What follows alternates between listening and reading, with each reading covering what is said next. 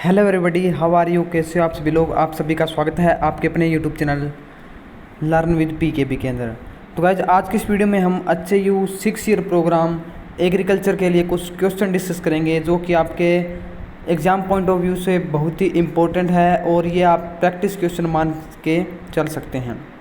तो गाइज मैंने पीकेबी एजुज्ञान की ऑफिशियल वेबसाइट ओपन कर ली है। इस पर मैंने कुछ क्वेश्चन डाल रखे हैं अराउंड 50। डेली आपको यहाँ पे क्वेश्चन अपडेट कर दिए जाएंगे। डेली के डेली क्वेश्चन की वीडियोज़ ही आपको यहाँ पे मिलेगी। तो गाइस चलो वीडियो शुरू करते हैं। सबसे पहले यहाँ पे साइट को ओपन करने के बाद आपको यहाँ पे क्वेश्चन दिखेंगे MCQ टाइप। तो हम कुछ क्वेश्चन को डिस्कस करेंगे, बाकी आपको लिंक डिस्क्रिप्शन में मिल जाएगा, वहाँ से आप इस आर्टिकल को पूरा पढ़ के अपने प्रैक्टिस कर सकते हैं क्वेश्चन की। तो सबसे पहला क्वेश्चन क्या है? The science concern with vegetable culture is called.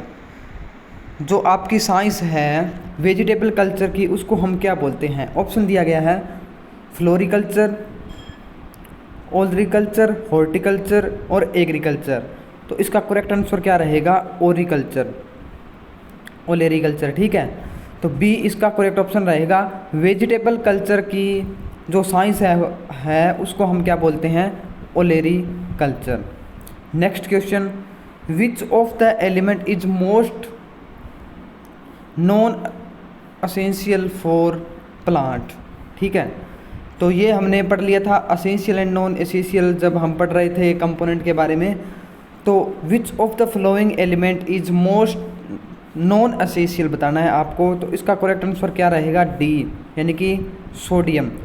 4 option दिए गए हैं, कैल्शियम, MO, Zn और Na। तो इसका करेक्ट आंसर क्या रहेगा? सोडियम। Na क्या है? नॉन असेंशियल है फॉर प्लांट के लिए। Next question, although the deficiency of any one of the element listed में result in chlorosis, only one of this element is then element found in chlorophyll which is it. यानी कि इनमें से आपको कुछ element दिए गए हैं, आपको बताना है कि डेफिशिएंसी से क्लोरोसिस हो जाता है। ठीक है, तो इसका करेक्ट आंसर क्या रहेगा? सी, मैग्नीज। ठीक है, क्या रहेगा? मैग्नीज इसका करेक्ट आंसर रहेगा। Next, which of following element is not present in nitrogenous base.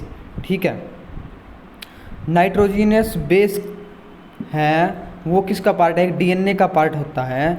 उसके अंदर इनमें से कौन सा एलिमेंट नहीं पाया जाता है वो आपको बताना है।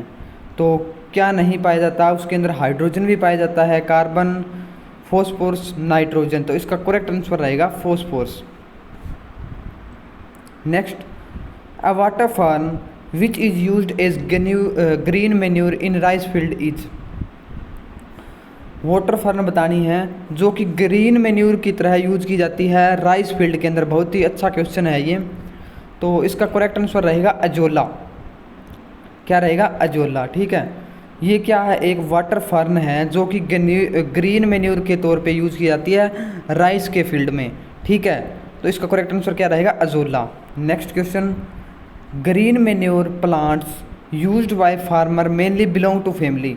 जो ग्रीन मैन्योर प्लांट्स होते हैं वो फार्मर के द्वारा ग्रो किए जाते हैं, वो कौन सी फैमिली से बिलोंग करते हैं ये आपको बताना है। तो इसका करेक्ट आंसर रहेगा लेगुमिनेसी। ठीक है, जितने भी आपकी ग्रीन मैन्योर प्लांट है वो कौन सी फैमिली से बिलोंग करते हैं? Leguminosae, Leguminosae. ठीक है, next question 7th, major food crop of world belong to. जो फूड क्रॉप्स होती है वो कौन सी फैमिली से बिलोंग करती है? इसका करेक्ट आंसर आएगा ग्रेमिनी। कौन सी फैमिली? ग्रेमिनी। जो फूड क्रॉप होती है वो कौन सी फैमिली से बिलोंग करती है? ग्रेमिनी से। Next question, the principal cereal crop of India is. ये बहुत ही अच्छा क्वेश्चन है, ये हमने डिस्कस भी किया था जब हम फील्ड क्रॉप के बारे में पढ़ रहे थे। तो principal cereal crop of India बहुत ही अच्छा क्वेश्चन है। एग्जाम पॉइंट ऑफ व्यू से देखें तो इम्पोर्टेंट है, एग्जाम में आ सकता है। तो इसका करेक्ट आंसर क्या रहेगा? बी, यानी कि राइस। राइस क्या आपकी principal cereal crop of India कौन सी है? राइस। ठीक है, next question, which one of the following chemical is used for causing defoliation of forest tree. तो इनमें से कौन सा केमिकल यूज किया जाता है डिफोलिएशन के लिए? तो इसका करेक्ट आंसर रहेगा 2,4-D। 2,4-D क्या है, एक वीड साइट्स बोल सकते हैं जो डिफोलिएशन के लिए यूज किया जाता है फॉरेस्ट ट्रीज के अंदर। नेक्स्ट क्या है, bio herbicide have been recommended. जो बायो हर्बिसाइड्स हैं वो किसके लिए रिकमेंडेड किए जाते हैं, to prevent eco degradation, because of their ready availability, because of their cheap rates, because of their abundance. तो इसका करेक्ट आंसर रहेगा टू प्रिवेंट इको डिग्रेडेशन। ठीक है, next question, the most important weed against which eradication measure would be taken on war footing. ठीक है, तो इसका correct answer क्या आएगा, पार्थेनियम। पार्थेनियम इनमें से इम्पोर्टेंट वीड्स है। ठीक है, water logging of soil make it physiologically dry because, water logging of soil make it physiologically dry. तो इसका करेक्ट आंसर क्या आएगा, B, the condition does not allow oxygen to enter the soil. ठीक है, जो वाटर लॉगिंग है वो soil को फिजियोलॉजिकली ड्राई कर देता है। क्यों कर देता है, क्योंकि जो कंडीशन होती है ये, इसमें क्या है, ऑक्सीजन है वो सोइल के अंदर एंटर नहीं कर पाती, जिसकी वजह से क्या है, जो सोइल है वो फिजियोलॉजिकली ड्राई हो जाती है। विच one of following is natural insecticide. Insecticides क्या होते हैं, मैंने बताया था, जो इंसेक्ट को किल करने में हेल्पफुल करते हैं, केमिकल होते हैं ये। तो अब बात करें नेचुरल कौन सा इनमें से, तो इसका करेक्ट आंसर क्या रहेगा, सी, बोथ ए एंड बी। तो इसका क्या है, निकोटीन है एक तो, और दूसरा क्या है, पायरिथ्रम। ठीक है, तो इसका बोथ आएगा, ये क्या है, एक नेचुरल इंसेक्टिसाइड है, ये आप नोट कर सकते हैं। The process by which nutrient, chemical और contaminant are dissolve and carried away by water और moved into the lower layer of the soil. आपको प्रोसेस बतानी है जिससे क्या है, जो न्यूट्रिएंट्स, केमिकल और contaminants have dissolved and carried away by water और moved into lower layer of soil. तो इसका क्या है, आंसर क्या आएगा, लीचिंग। लीचिंग क्या होती है, एक प्रोसेस होती है जिसकी वजह से क्या है, जो आपके न्यूट्रिएंट्स बोल सकते हैं या केमिकल्स होते हैं या कंटामिनेंट्स होते हैं, वो क्या है, डिजोल्व होके जो सोइल की लेयर है उसके नीचे चले जाते हैं। उस प्रोसेस को हम बोलते हैं लीचिंग। ठीक है, इंपॉर्टेंट है ये। नेक्स्ट क्या है, which of the following is an example of weed of rabi season that infect weed crop. Which of the following is an example of weed of rabi season that infect the weed crop. अब आपको क्या है, weed बताना है, weed रबी crop का बताना है, रबी season का बताना है, जो कि आपकी वीट क्रॉप होती है उसको इन्फेक्ट करते हैं। तो ये हमने डिस्कस भी किया था, तो आप इसका एग्जांपल कमेंट करके बताएं क्या हो सकता है। Next question, the first bio insecticides developed commercial scale was. इनमें से आपको बताना है कि जो बायो इंसेक्टिसाइड्स है वो कॉमर्शियल स्केल पे डेवलप किया गया था। तो इसका क्या है, स्पोरेरिन क्या है, इसका करेक्ट आंसर रहेगा। नेक्स्ट क्या है, कंपोस्टेड मैन्योर इज प्रोड्यूस्ड फ्रॉम। ये हम मैन्योर एंड फर्टिलाइजर्स में ऑलरेडी डिस्कस कर चुके हैं। ये जितने भी क्वेश्चन आए हैं हमने क्या है, थोड़े बहुत डिस्कस कहीं ना कहीं ज़रूर किए हैं। तो क्या है, इसका करेक्ट आंसर क्या रहेगा, rotten vegetable and animal refuse. ठीक है, इसका करेक्ट आंसर रहेगा डी। नेक्स्ट क्या है, Norin I0 gene from Japan is a. ये किसकी जीन है, जो जापान की है, ड्वार्फ जीन ऑफ वीट। क्या है ये, वीट की क्या है, एक जीन है, ड्वार्फ वैरायटी होती है वीट की, उसकी जीन है जो कि जापान में से प्रोड्यूस हुई है। नेक्स्ट क्या है, aim of plant breeding are to produce. जो प्लांट ब्रीडिंग होती है उसका मेन मोटिव क्या होता है, जो प्लांट ब्रीडिंग होती है उसका मेन पर्पज़ क्या होता है, उसको क्यों प्रोड्यूस किया जाता है। तो पहला क्या है, प्लांट ब्रीडिंग के अंदर हम इसलिए प्रोड्यूस करते हैं क्योंकि एक तो हम पहली बात तो जो डिस्कस करेंगे वो है कि उसकी वैरायटी या यील्ड को इंक्रीज कर देते हैं। जो भी हमें अब बोलते हैं ना हाइब्रिड सीड लेके आते हैं, उसका मतलब क्या होता है कि हाइब्रिड वगैरह उनकी क्या है वो प्लांट ब्रीडिंग के द्वारा डेवलप किए जाते हैं, जिससे क्या है उनकी जो यील्ड है वो हमें हाई मिलती है, उनके अंदर डिजीज़ वगैरह है वो नहीं होती, यानी कि डिजीज़ फ्री वैरायटी होती है। और क्या है ये क्या है अर्ली मैच्योर हो जाती है। अर्ली मैच्योर होने के बाद हमें जल्दी क्या है यील्ड दे देते हैं, जल्दी ये पक के तैयार हो जाती है, हार्वेस्टिंग इसकी जल्दी हो जाती है।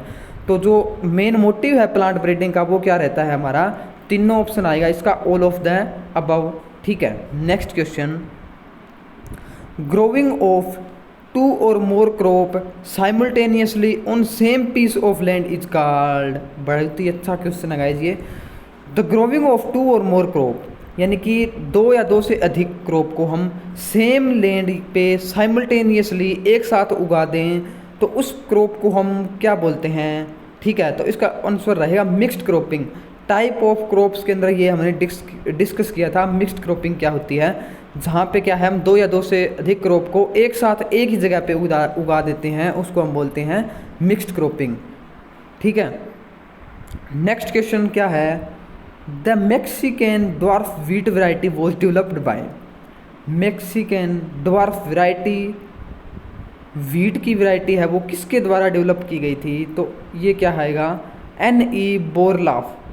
N.E. बोरलाफ के द्वारा कणक की एक ये गेहूं की ड्वार्फ वैरायटी है जो कि डेवलप्ड की गई थी मैक्सिन के द्वारा। ठीक है, Mexican dwarf variety. Next question, the desired variety of economically useful crop are raised by. Desired variety of economically useful crop are raised by, इसका करेक्ट आंसर आएगा डी, हाइब्रिडाइजेशन। ठीक है, हाइब्रिडाइजेशन के बाद क्या है हम अपनी जो डिजायर्ड वैरायटी है उसको बना सकते हैं। जैसे अगर हम चाहते हैं कि क्रॉप है वो ज़्यादा मतलब उसकी लेंथ भी ना हो, उसकी यील्ड ज़्यादा हो, तो हम क्या करते हैं दोनों क्रॉप के जीन लेके उनके बीच में हाइब्रिडाइजेशन करते हैं, तभी हम उनको बोलते हैं कि ये हमारा हाइब्रिड क्रॉप है। 2 क्रॉप को अगर हम हाइब्रिडाइजेशन करते हैं तो हम क्या है अपनी डिजायर्ड वैरायटी बना सकते हैं। इस क्वेश्चन का मतलब ये है, तो इसका करेक्ट आंसर आएगा डी। ठीक है guys, next question, high yielding variety of wheat were primarily developed by Indian scientist bye crossing breeding traditional variety with.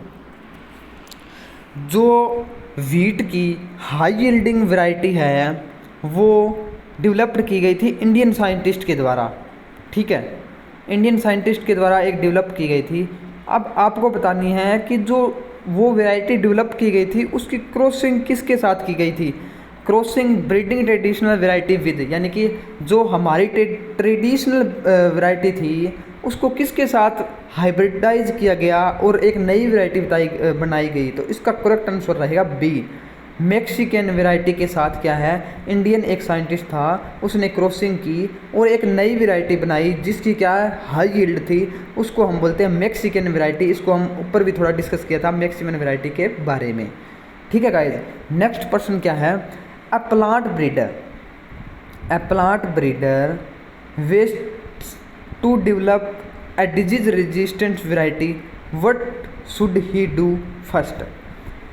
मान लीजिए कोई एक प्लांट ब्रीडर है, कोई साइंटिस्ट है, वो क्या है प्लांट की ब्रीडिंग कर रहा है। ठीक है, उसको क्या है एक डिजीज रेजिस्टेंट वैरायटी बनानी है, एक क्रॉप बनानी है डिजीज रेजिस्टेंट वैरायटी की, तो उसको सबसे पहले क्या करना पड़ेगा। ऑप्शन क्या है, हाइब्रिडाइजेशन, म्यूटेशन, सिलेक्शन, प्रोडक्शन। तो इनमें से करेक्ट आंसर आपका क्या रहेगा, सी करेक्ट आंसर रहेगा। क्यों रहेगा, सबसे पहले उसको सिलेक्शन करना पड़ेगा भी कौन सी वैरायटी को मैं चूज करूं, सिलेक्ट करूं जो क्या है डिजीज रेजिस्टेंट वैरायटी हमें दे सके। ठीक है, तो नेक्स्ट क्वेश्चन क्या है, dry farming in India is extensively practised in. Dry farming क्या है इंडिया के अंदर कहाँ पे प्रैक्टिसाइज की गई, तो इसका करेक्ट आंसर रहेगा बी, डिकेन रीजन के अंदर। कहाँ पे, डिकेन रीजन के अंदर। तो गाइज हमने क्या है 25 क्वेश्चन है वो डिस्कस कर लिए हैं। बाकी के 25 क्वेश्चन है वो आपको यहाँ पे मिल जाएंगे, लिंक आपको डिस्क्रिप्शन में मिल जाएगा इस आर्टिकल का, वहाँ से आप इसको इजली क्या है एक्सेस कर सकते हैं। यहाँ पे इस आर्टिकल के अंदर क्या है टोटल 50 क्वेश्चन डाले हैं मैंने, आप देख पा रहे हैं, मैं स्क्रॉल करके आपको दिखा देता हूँ। यहाँ पे मैंने 50 क्वेश्चन डाले हैं टोटल। ये क्वेश्चन बहुत ही इम्पोर्टेंट है आपके एग्ज़ाम पॉइंट ऑफ व्यू से, ठीक है। आपको डेली के डेली वीडियो मिलेगी प्रैक्टिस क्वेश्चन की, जिस तरह से मैं मान लीजिए मैंने 25 क्वेश्चन यहाँ पे क्या है प्रैक्टिस कर लिए, ठीक है। अब बाकी के 25 क्वेश्चन क्या है आपको खुद प्रैक्टिस करने हैं इस साइट पे जाके, ठीक है। लिंक आपको वहाँ पे मिल जाएगा, टेलीग्राम पे मैं भी ये लिंक डाल दूँगा, ठीक है। तो अगर आपने अभी तक टेलीग्राम चैनल भी नहीं ज्वाइन किया है तो वो ज्वाइन कर लीजिए, क्योंकि वहाँ पे आपको कोई स्टडी मटेरियल वगैरह है या कोई अपडेट वगैरह है वो मिलती रहती है, या आपको कोई अपडेट देनी हो तो आप वहाँ पे मुझको बता सकते हैं, ठीक है। तो डेली आपको क्वेश्चन अपडेट कर दिए जाएंगे। मान लीजिए आप डेली 50 क्वेश्चन प्रैक्टिस करते हो, ठीक है, तो आपकी जो एग्रीकल्चर है, जो आपका एग्रीकल्चर सब्जेक्ट है वो इतना स्ट्रॉन्ग हो जाएगा कि आप इजली से वहाँ पे क्वेश्चन कर पाओगे, ठीक है। डेली 50 क्वेश्चन नए, ठीक है, वो नहीं जो प्रीवियस ईयर के अंदर है। ये क्वेश्चन क्या है नए क्वेश्चन है, ये प्रीवियस ईयर के क्वेश्चन नहीं है, ठीक है। लेकिन ये सिमिलर क्वेश्चन है जो कि आपके वहाँ पे एग्जाम के अंदर आते हैं, ठीक है। जैसे कि 39 क्वेश्चन बताइए, how much seed per hectare is needed for बरसीम, ठीक है। तो ये सीड रेट पूछ लिया डायरेक्ट बरसीम का। तो इस तरह से क्वेश्चन आपको वहाँ पे भी मिलते हैं, पर ये क्या है आपके सैम्पल है, सैम्पल क्वेश्चन है जो आपके एग्जाम के अंदर इनमें से आएंगे ही आएंगे, मोस्ट इंपॉर्टेंट क्वेश्चन है, ठीक है गाइज। ये तो आप इनको जितना जल्दी हो सके जितना प्रैक्टिस कर लीजिए जल्दी से जल्दी। और इनमें से एक आपको मैं बता दूं, जब भी आप इन क्वेश्चन को प्रैक्टिस करते हैं, ठीक है, प्रैक्टिस करने का मतलब ये नहीं है कि आपने क्वेश्चन पढ़ा और इसका ये आ गया, ठीक है, अगला कर लेते हैं अगला कर लेते हैं। आपको क्वेश्चन को समझना है, समझने के बाद अगर आपको कोई पॉइंट लगता है भी ये नया पॉइंट दिख रहा है मेरे को, जैसे कि यहाँ पे बरसीम का आपने पहले नहीं लिखा था वीडियो लेक्चर्स के अंदर, तो आप उसको एक क्या है अपनी कॉपी के अंदर नोट कर सकते हैं, ताकि जब भी रिवाइज करें तो आसानी से हो सके। और इन क्वेश्चन को मैंने 25 क्वेश्चन करवाए हैं, इनको आप दोबारा से देखिए, ठीक है। फिर क्या है नेक्स्ट 25 को आप प्रैक्टिस कीजिए। पहले कोशिश कीजिए कि मैं बिना आंसर देखे इसको मतलब सोल्व कर पाऊँ। और एक बात आंसर की, तो आंसर यहाँ पे सभी क्वेश्चन के यहीं पे दिए गए हैं, लास्ट में आप देख पा रहे हैं हर क्वेश्चन के आंसर यहाँ पे लिखा गया है। तो हर क्वेश्चन का आंसर आपको यहाँ पे दिया गया है। डेली आपको वीडियोस मिलेगी, एक वीडियोस डेली इस पे रहेगी इंपॉर्टेंट क्वेश्चन की, सैम्पल क्वेश्चन की, जहाँ पे आपको लगभग 20 से 25 क्वेश्चन मैं करवाऊँगा और बाकी क्वेश्चन आप यहाँ साइट पे जाके प्रैक्टिस कर सकते हैं। तो अगर आपको ये वीडियो अच्छी लगी हो या इसके अलावा आपको कोई भी सजेशन देनी हो, ठीक है, भी मैं ये चाहता हूँ कि आप इस तरह से प्रैक्टिस मेरे को क्वेश्चन करवाएं या कुछ जो भी आपकी जो सजेशन है वो एक बार आप कमेंट करके ज़रूर बता सकते हैं। आज के इस वीडियो में इतना ही, मिलते हैं नेक्स्ट वीडियो के अंदर, तब तक के लिए अपना ध्यान रखिए, घर पे रहिए, सुरक्षित रहिए। Thank you guys.